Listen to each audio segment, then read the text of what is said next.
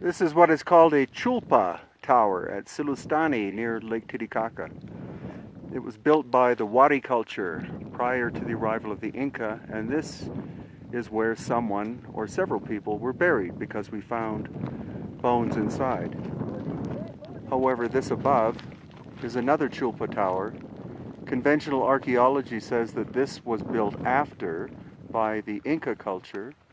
However, we have evidence that this is actually much older than this one, and that this is an attempt to replicate the look of that.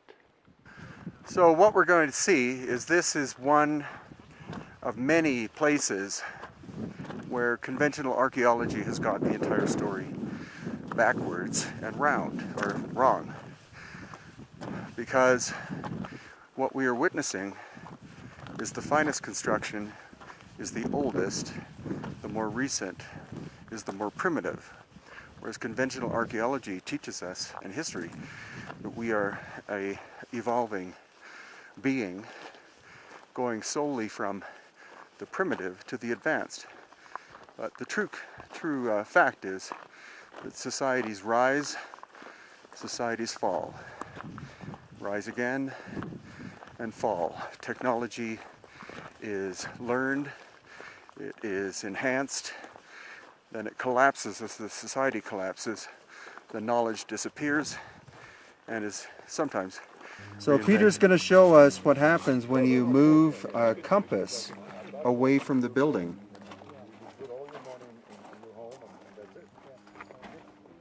You can see that it's twitching. And then back in again, please.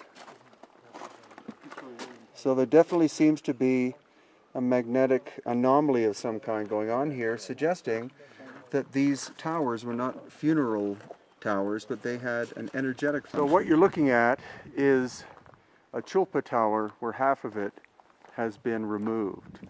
Now most people are going to say that it was the the Spanish who did that they were tearing it apart for construction. But it's more likely, having been here many times, that actually this is a sign of an ancient explosion, that these were sonic resonating towers, and that there was an action that happened thousands of years ago that caused it, at least the outer part, to explode and to throw the exterior off in this direction. Now the explosion seems to have happened from east or east-northeast out this way, but we're going to test with other ones and see if that's the case. The outer area is made out of basalt, but the inner core is made out of a diorite or andesite material. The andesite is much denser than the exterior, and this clay possibly was some kind of insulating material. So rather than this being a funeral tower, this could have in fact been an ancient energy generator or storage devices. So you see this one, it's been recreated. Maybe half of it was intact.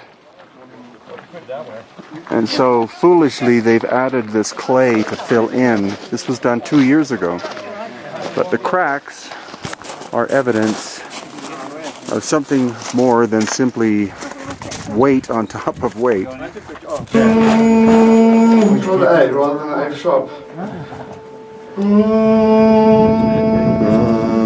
This one seems to resonate again to A sharp, and it causes actually the interior to really vibrate. Your body vibrates as well when you're inside. Another curious thing about these towers is that they taper upwards. They get wider as you go up, which is not a smart building practice in the modern day, the way we build buildings.